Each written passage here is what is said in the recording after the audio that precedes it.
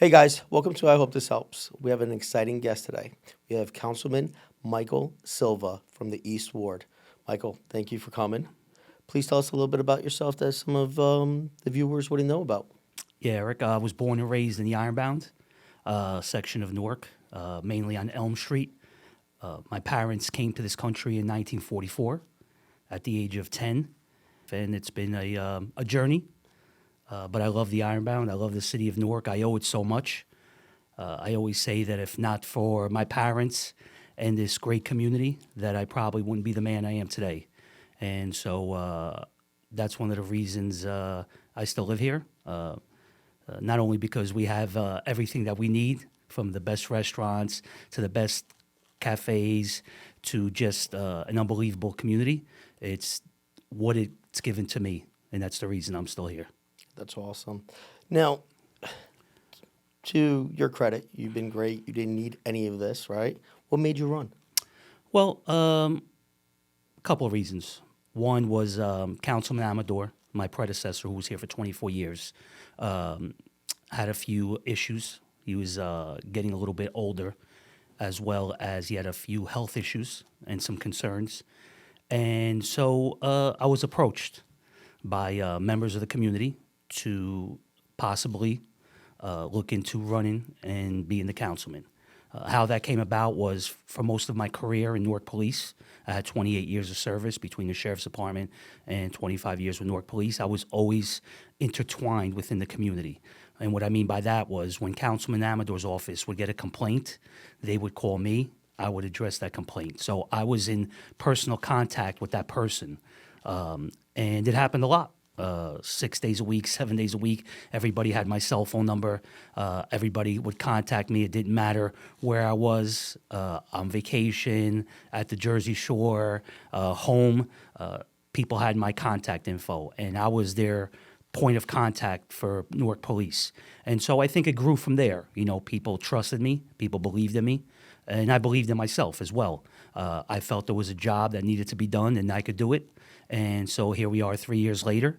We've accomplished some things, but there's still a lot more to accomplish, and I look forward to all the challenges that are ahead. So I give you a lot of credit to be in dealing with this. I know you don't need a headache or anything like that, right? Because anything that goes bad, they always automatically blame, oh, Mike Silva needs to do a better job with this, A, B, C, or D, right? And then you never get any credit for anything, right? So explain to me, what does a councilman do, right? And what does he have control over? Yeah. So I don't do this for accolades or awards. I certainly don't do it for pay. Because at the end of the day, you're working 70 hours a week. And when you factor in what you make, you're making less than people that work at McDonald's. And so you're not doing it for the pay. You're doing it for the love of your community, the love of your ward.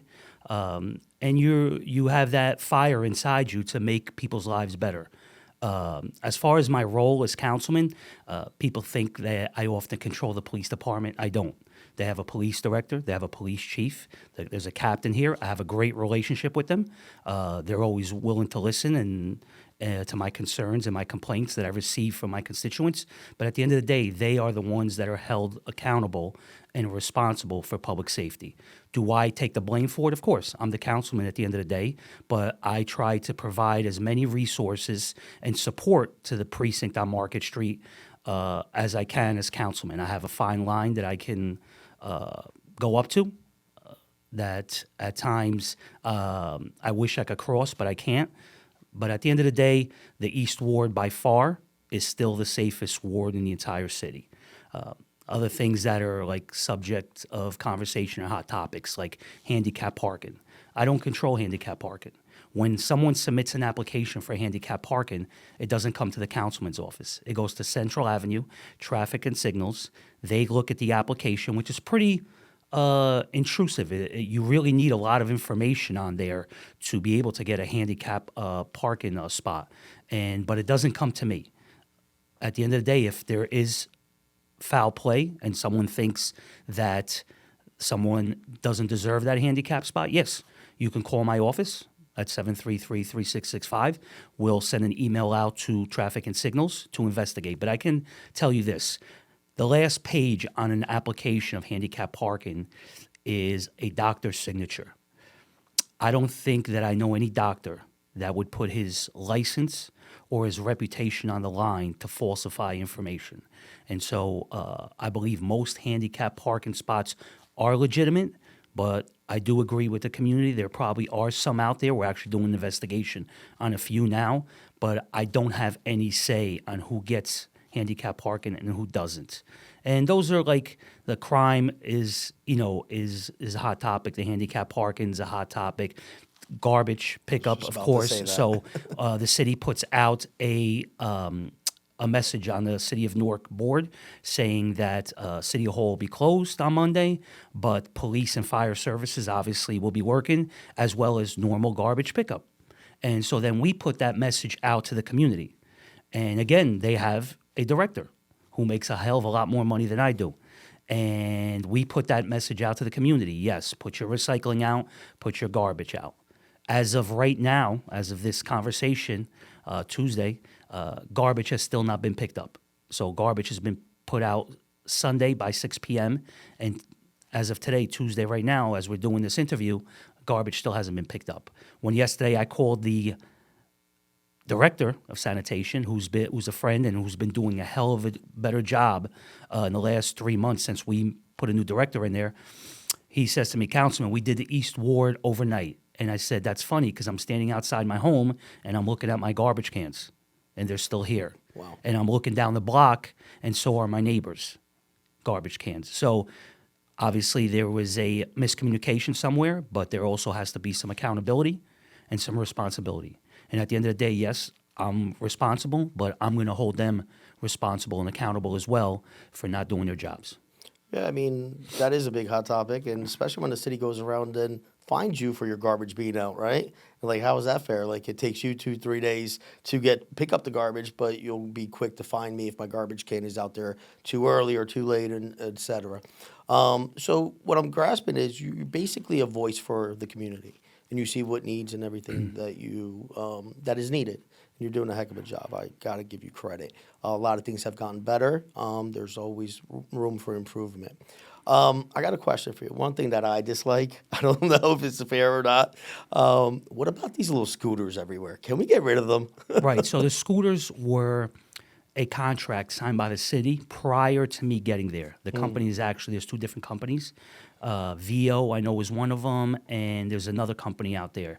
But the contract was signed with them prior to me becoming councilman. I've already, if you ever watched any of my videos at the council, I've already said that whenever it comes up for vote next time, I'm going to vote against it.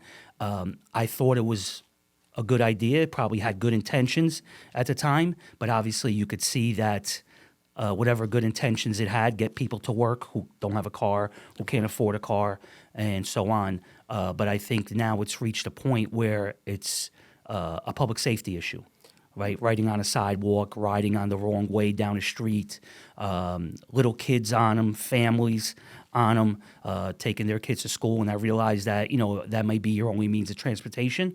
But in today's world, in today's society, we have a lot of other options with Uber and Lyft and other things that I think are obviously a lot safer. But once that contract comes up again, I believe it was from 2019, I don't know when it actually comes up again, but when it does, I'm going to be one of the council people, and I know others as well will be voting against it. I don't see any benefit in having those scooters today, but a lot of them are privately owned as well. People have gone out and bought their own, but at the end of the day, I think it's become a public safety hazard. I agree with you 100%. These people just dash out of nowhere. They go up the wrong street. They drop by the sidewalk. They have no safety. I remember when I was a kid, my cousin actually had one of those little scooters, and if a cop saw him, he'd be chasing him. None of these kids wear any helmets doing this. The other thing is that I feel like the messes up a lot of things are these DoorDash guys that are in and out, and they're just popping around, and it's just a safety hazard, and it causes even more traffic than anything else. Needless to say, sorry, that was my little No, it's rant for okay. the day. We just passed an ordinance, Councilman Ramos and I. We just passed an ordinance regarding the DoorDash guys. They're going to have to register with the city. They're going to have a driver's license, obviously. And they're going to have some type of registration for motor vehicles. We gave it like a 60-day window for them to get their paperwork in order. And I think by November 1st, Newark Police can now pull them over and enforce those ordinances that we put in place. Because like you said, it's gotten a little bit out of control and it's become a public safety hazard, as well as, you're driving down the street and here they're coming out of nowhere, cutting in front of you, coming towards you. And I think that we've been very lucky. We really haven't had any major incidences. We've had people hit, but as far as this ward goes, really no fatalities, but we don't want that to happen. And so these are implements in place that we're putting to try to make the street safer. And I thank you for that. All right. So what are some other initiatives that you've passed or been a part of that people don't know? Yeah. So what's important to me is to make sure that we have the resources that we need. One of the things that I had a conversation with the mayor at the beginning was, and the exact words verbatim was, I just want my fair share of services. I thought that in the past, the East Ward always got the short end of the stick, You can right? curse if We you got need to. neglected. And, that maybe had something to do with the relationship between Councilman Amador and the mayor. I know that if I need something, I have to establish a relationship with the mayor, one of respect, one that he understands that I'm going to fight for the people in the East Ward, whether you're a business owner, whether you're a homeowner, whether you work here. I'm going to fight for the people who come to the East Ward and make their living. And so the mayor has been very supportive. I just want to thank him for that. We've got to do a few things together, and we continue to do them. And so some of the things that I really pushed today, development. I'm a pro-development councilman because the only way you get development, and I don't think people understand how you pay your bills here in the city. So, and I'll use Iberia, which is probably the single biggest development that's going to be going on in the Ironbound in the East Ward, and probably has been in the last 50 years. So that development, one part of that development, not behind the restaurant, but the other part between Congress and Jefferson, pays about $70,000, $80,000 in property tax. I could barely hire 2 police officers with that kind of money. But once those buildings are built, the 1,500 units, the 300 affordable units, the parking garage for almost 200 public cars, so you'll be able to park your car there, the retail, that building will be paying in its first year $6.5 million in property tax. Now you're talking about a significant increase from the $70,000, $80,000 I just mentioned. Now with that $6.5 million, as it continues to rise, I'll be able to hire more cops. I'll be able to fix the potholes. I'll be able to fix the infrastructure.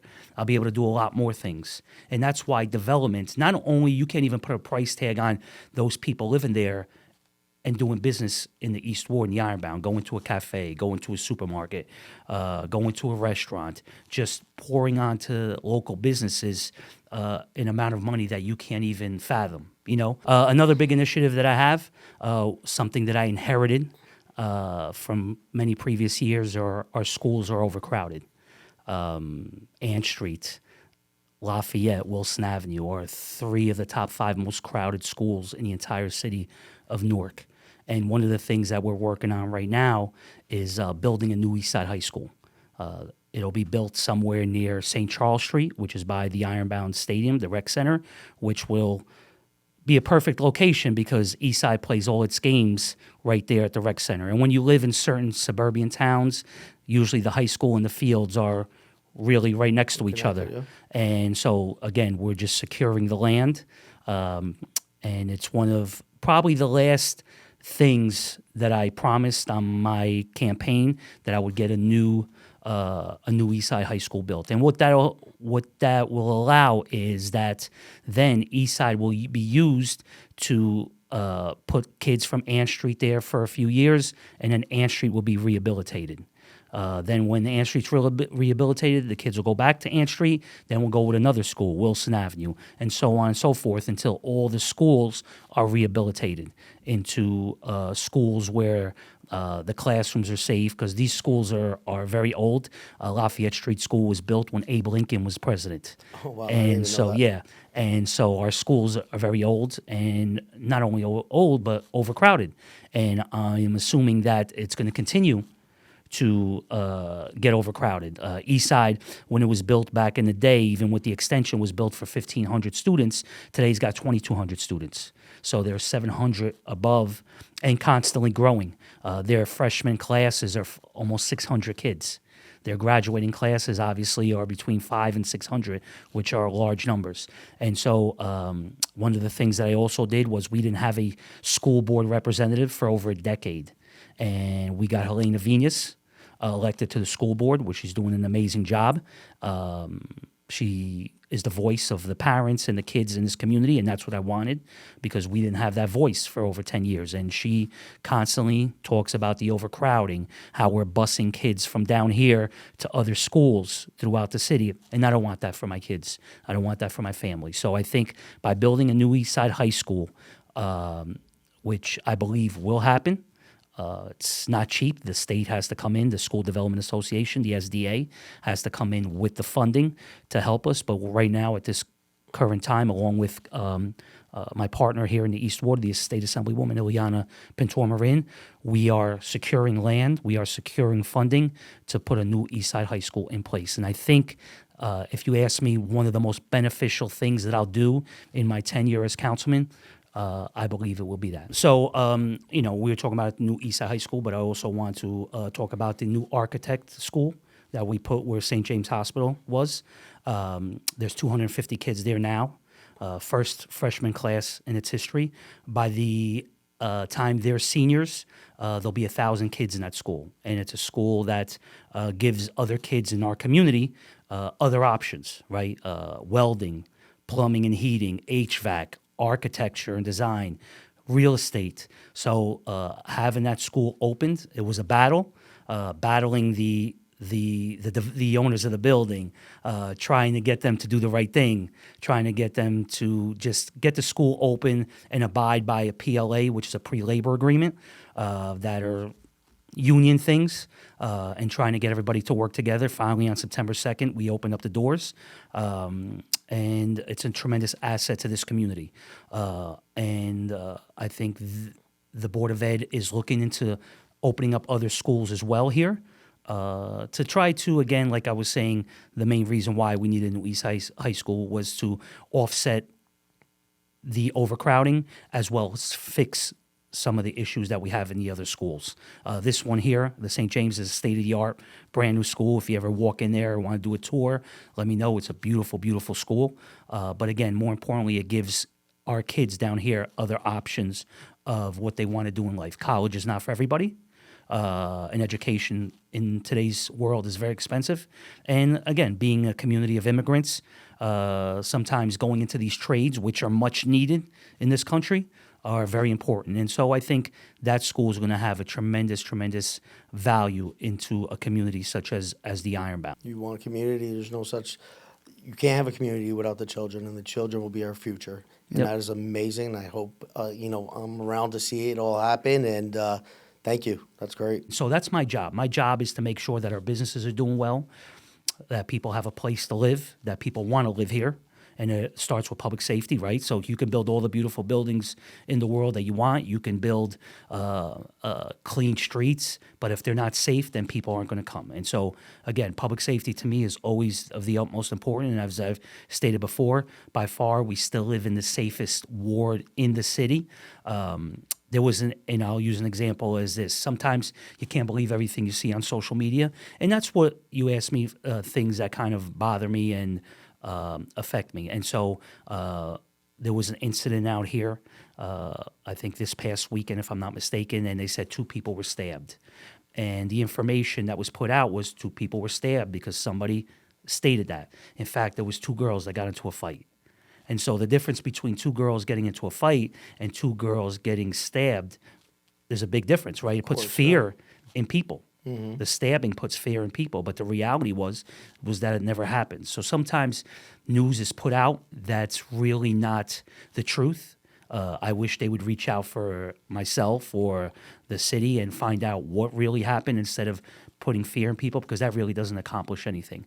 And so at the end of the day, I think social media has its benefits, but it also portrays things that again, scare people and put fear in people and gives people a platform of talking negative about the East Ward and the Ironbound. And that I take personal, when people that used to live here, and they have their right to do that. That's what social media is about. That's why we live in the greatest country in the world, that you have that opportunity to be able to express your opinion.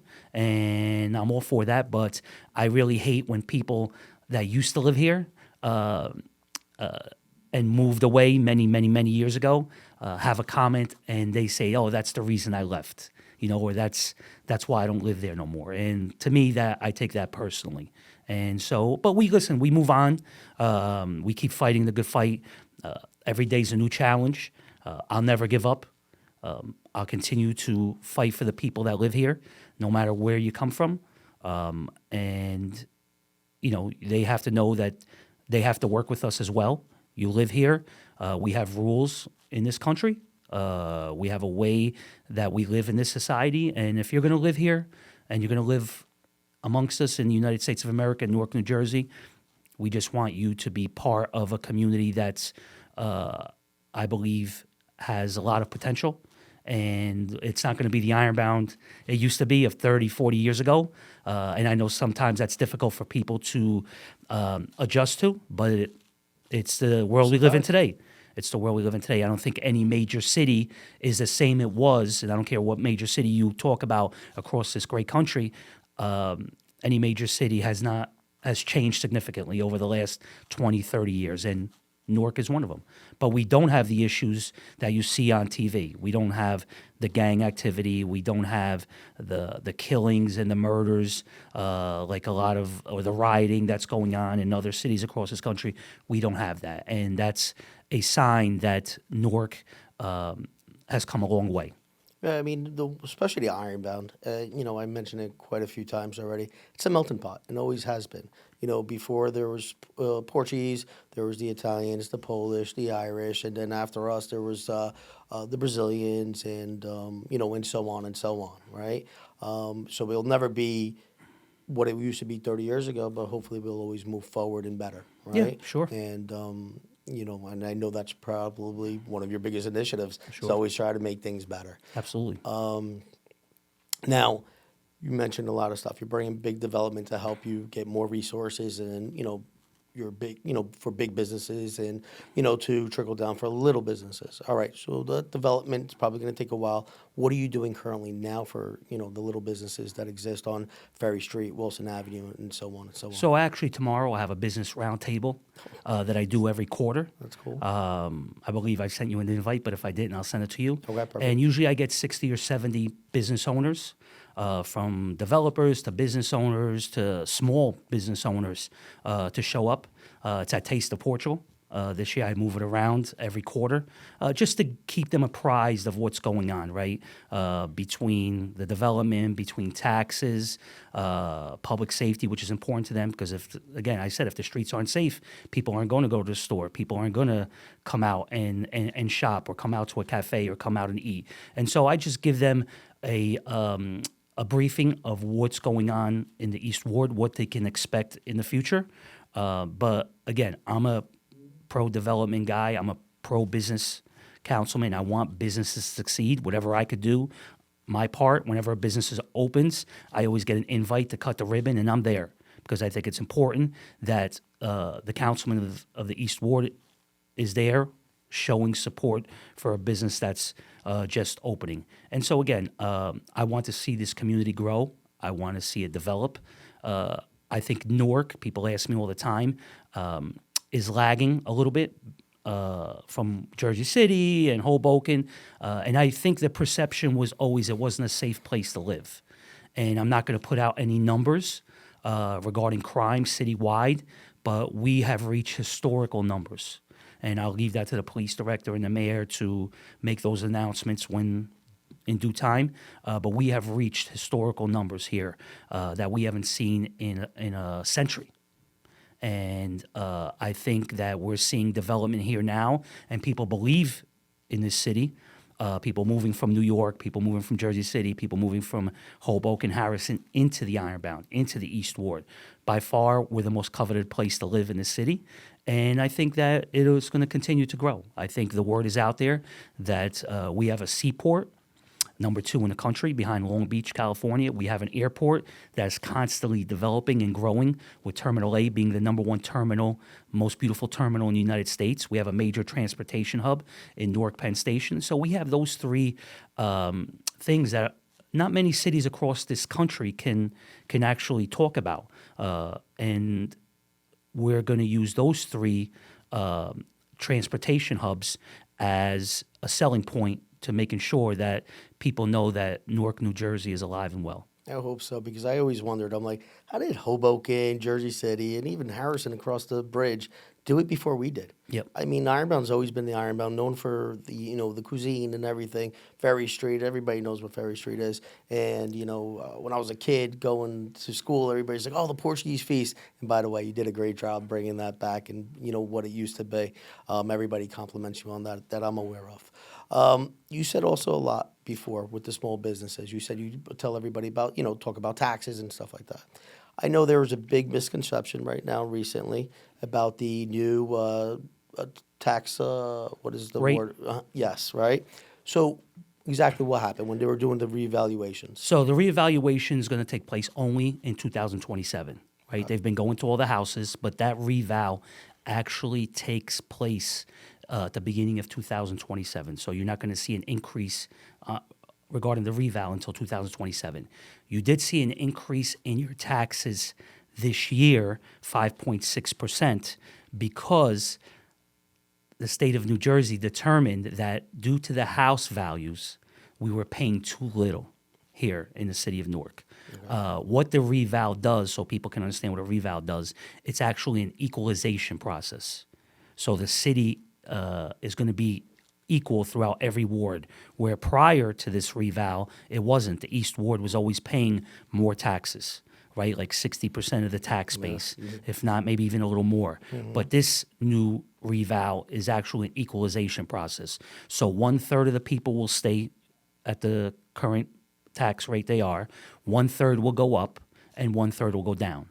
Because there are people that are paying too much that are going to come down, and there are people that are paying too little and are going to go up. And I'm a prime example in one of my parents' home that my neighbor, who actually has a 3-family compared to me having a 2-family, pays less than I do. No, And so she's going to go up, they're going to go up, and we're going to go down or stay flat. But there are homes that are not paying their fair share. And that's what this reval is that will take place and kick in 2027. It's already being done now. We've been to probably all the homes in the East Ward. It's going to be an equalization process, which is most important, so that the entire city pays its fair share. Okay, so now what about the current taxes right now? Because I feel like, it's still like, I feel like I'm, a smaller home is still paying even more than other homes. Like what? Right, so that's where the reval will equalize everything. Okay. But as far as this year goes, we had to raise it. It was a percentage, 5.6%, like I said.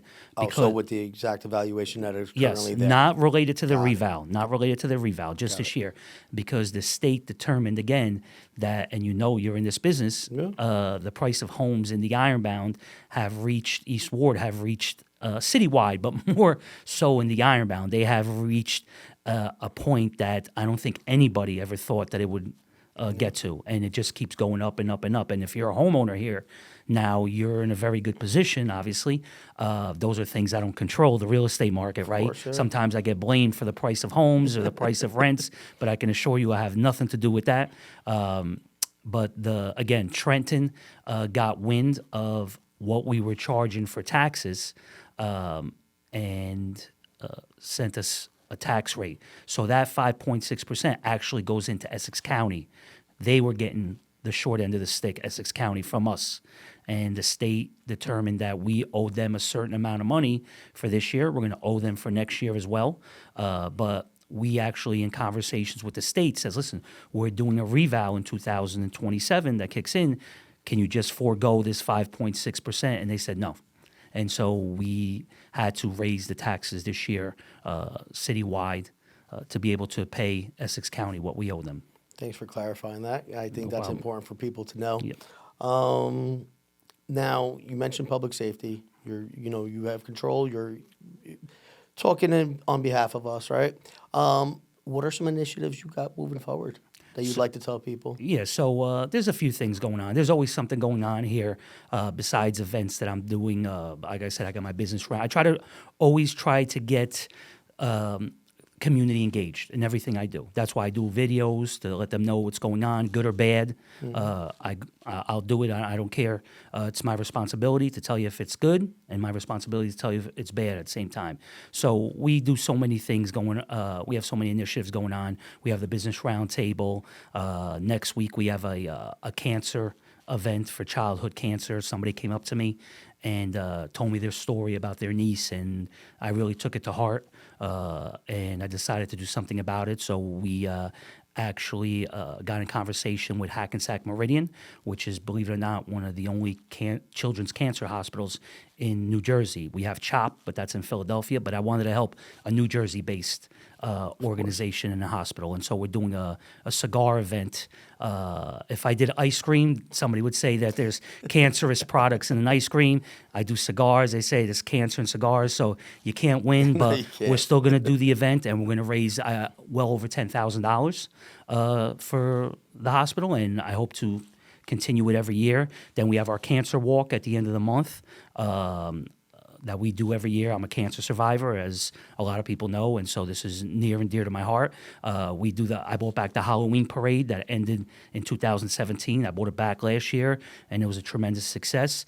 So my job is, we did a community cleanup on Saturday, and that's one of the things that really, really bothers me. If I could tell you one thing that keeps me up at night, and I've said this before, it's garbage, right? It's really garbage. I remember my mom, my grandmother sweeping the sidewalk, and you still see people do that, but not like you used to see it, right? Everybody used to have pride, and stuff like that, and yeah. stuff. I do a beautification contest every month to beautify the front of your home. You get a $100 gift certificate to go out and buy more flowers and try to get people just to take the word pride, I think, is the word that defines what I'm trying to get out of people. And to take more pride in their properties, in the front of their homes, because I think that's important to the Ironbound's history, right? Knowing and seeing all those people that, like, I get phone calls today that the street sweeper didn't come down the street. That's nothing. I never heard that word when I was growing up in the 70s and 80s. My mother was the street sweeper. My grandmother, the lady across the street or down the block, everybody would be doing their own thing. Today, unfortunately, we don't see that. Like I said, you still do have some people. I still do a lady. of course. I still see a lady on the corner of Elm and Pulaski, probably close to 90 years old, out there with a broom cleaning up her sidewalk. But again, a lot of that pride is gone. But I'm trying to bring that back, And so this Saturday I did a cleanup.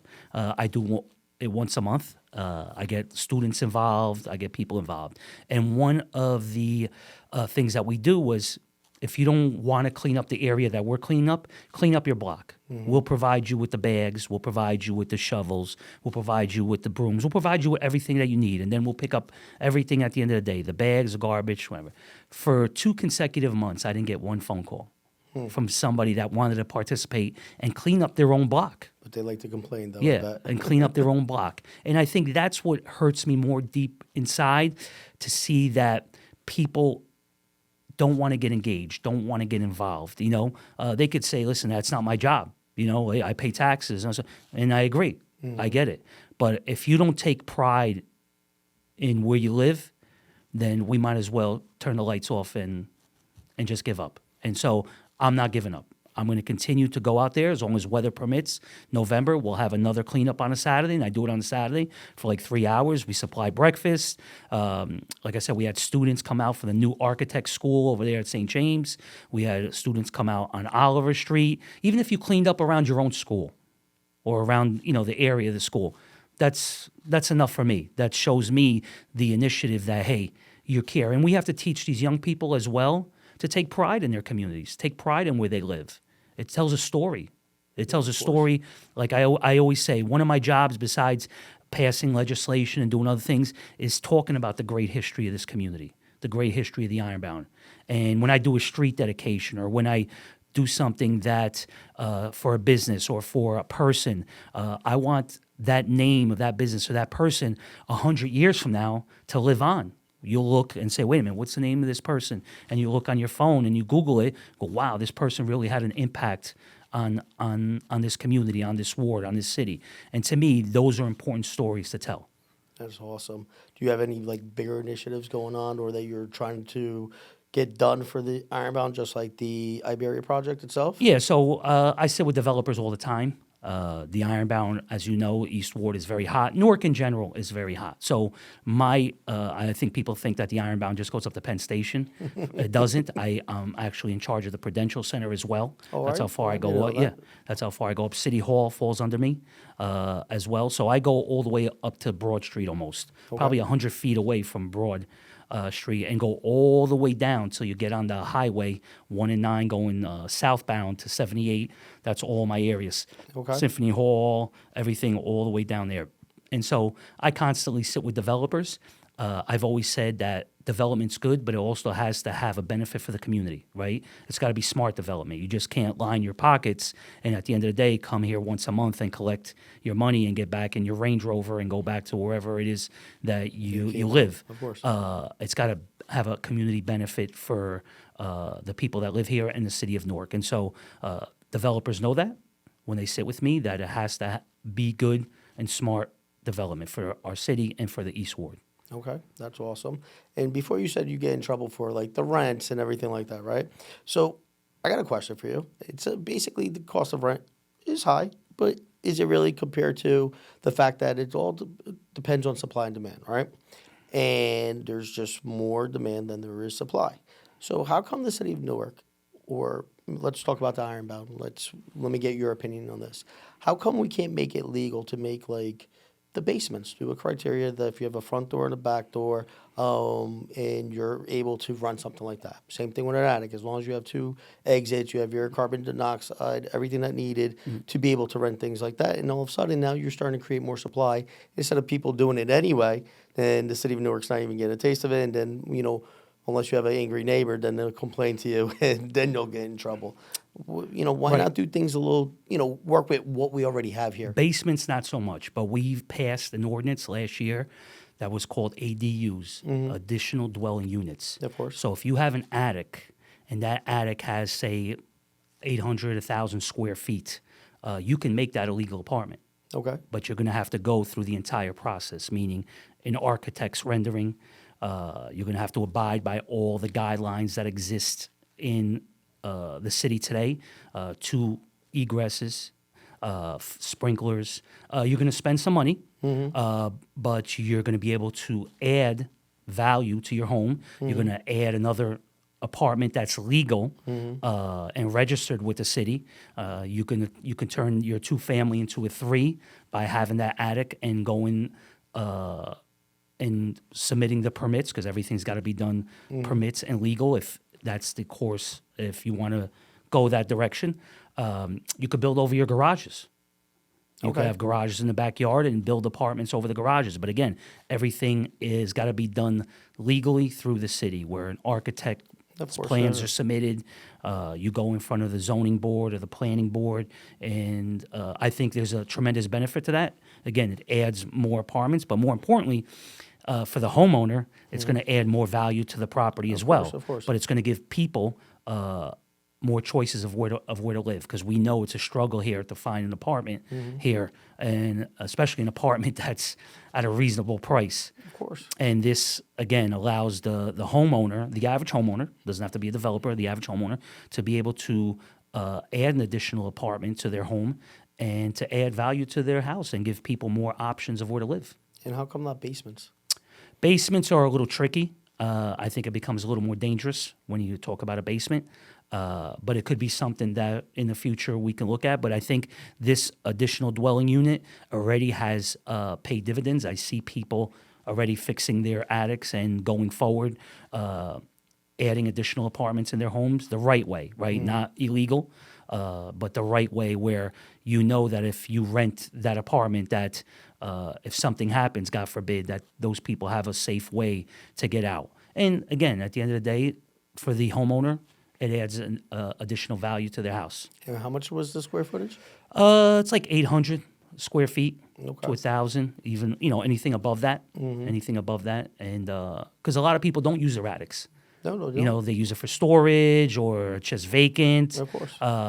and they don't use it. But this is another ordinance that the city has passed, the mayor and the city council, to add more livable units instead of going into a development where the rents are $2,000, $3,000, $4,000 a month, because that's what these new developments are requiring outside of the affordable housing component. But again, it gives people and homeowners options of what they could do with their properties.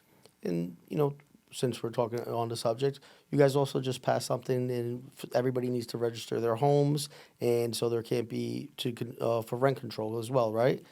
Tell me a little Yeah, bit more so about that. the registering of the properties is just something that the city passed.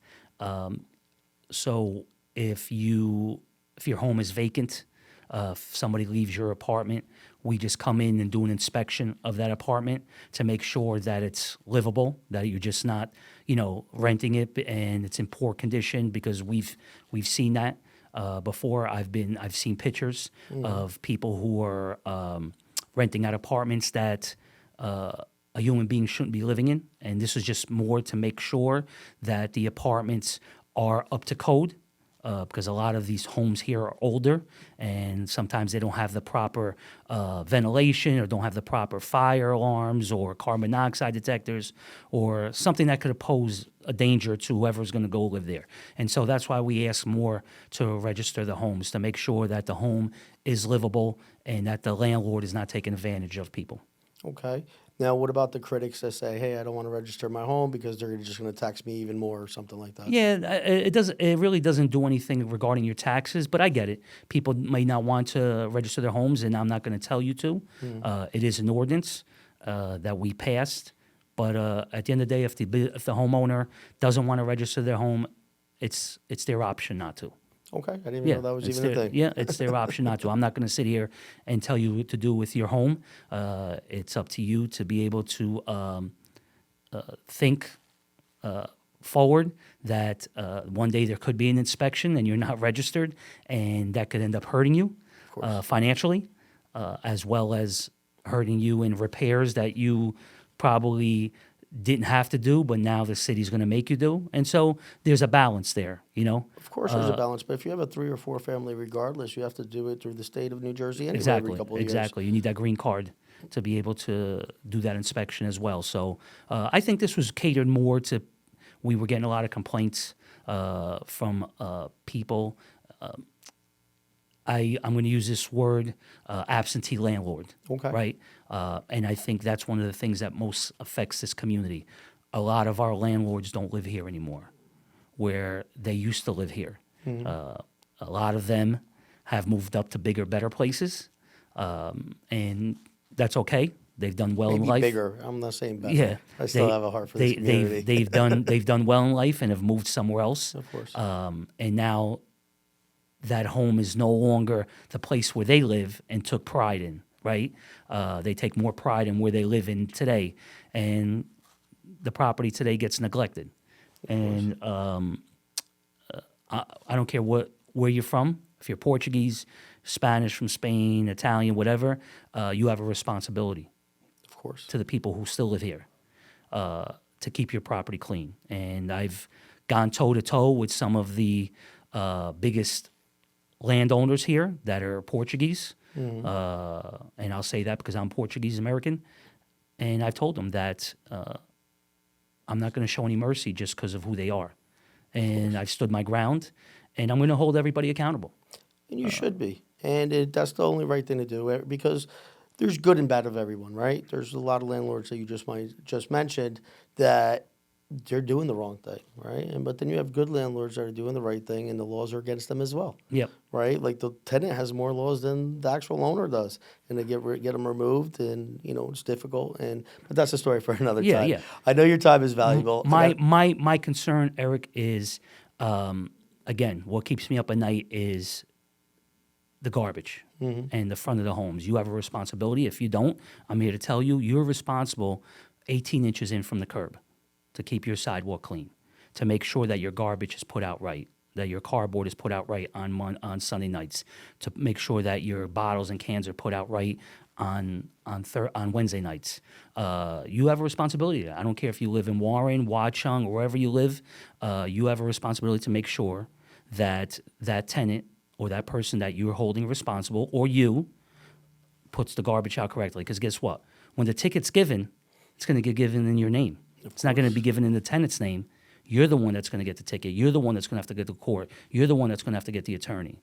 And so, again, I'm going to hold people accountable, and I still do that. Whether they like me or not, I have a responsibility to the people who still believe in the Ironbound, who still believe in the East Ward, and we're going to keep fighting. Of course. And I appreciate that you do so. Like I said, your time is valuable. I got two, more questions, right? They say, I want you to defend them because you said you actually work hand in hand with them, and you guys all have to work together between other councilmen and the city itself, right? A lot of people in this community feels like the mayor is against the Ironbound, right? Now, tell me what your thoughts are and how do you feel for the gentleman, Ras Baraka, and defend them. I believe that was at one point in time there was probably some truth to that, and that was based, again, like I said earlier, on the relationship between Councilman Amador and the mayor. When the leader of the ward, the voice of the ward, doesn't get along with the mayor, who is the boss at the end of the day, I think that creates issues for the people who live here. One thing you'll never see me do is put my personal feelings, my personal beliefs ahead of the community. Of course. And that's what I think happened.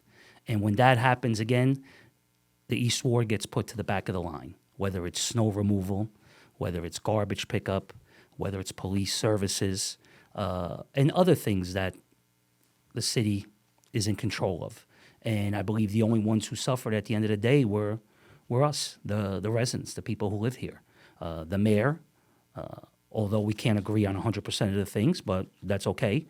We always have a mutual respect for one another, and we sit at the table and discuss the issues.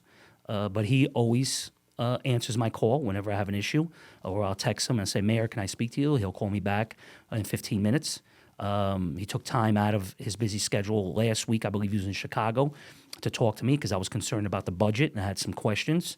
But I believe that we're in a better place today than we were in the past. And I anticipate our relationship growing and doing what's best, always, not only for the city of Newark, but for the East Ward, which is where my heart and soul is. That's awesome. Crazy that, some of those beliefs were actually true in many ways, right? Yep. All right. But again, it wasn't entirely the mayor's fault or his position. There was blame to go around. And like I said, as a representative here, you cannot put your personal feelings ahead of what's best for your community. Of course, of right? course. And when you do that, I believe that you're only doing what's best for yourself. And I'm not here to do what's best for myself. I'm here to do what's best for the community and the people of the East Ward. Okay. Now, this is actually a great segue for my next question. Now, you're on your first term. Are you running again? How many terms may you run? What are your thoughts on that? Listen, I've always what are you feeling? Yeah, I've always had a position that, if people don't know, I'm the third councilman in almost 50 years here. And so the predecessors to me have been here quite a long time. I've always been of the opinion that at some point in time you lose that fire, you lose that desire, and your legacy then towards the end gets affected. I want, when I'm gone here and my name is mentioned, that it's mentioned in a positive way, in a way where people said, you know what, he worked hard, he faced every challenge, and he loved his community. And so I can assure you that I won't be here for the length of time that my predecessors were here, but the short time that I am here, I will make an impact on this community. I will leave it in a better place than I found it. I am going to run one more time. I've always said that that would be it for me, and I'm going to stand by that. But you never know what the future holds, right? Of course, take it one step at a Yeah. time. And again, I still have that fire deep inside me to be able to fight every day for what my community needs. And as long as that fire exists within me, I'm going to be here as a councilman. Councilman Michael Silva, thank you for all that you do. And guys, I hope this helps.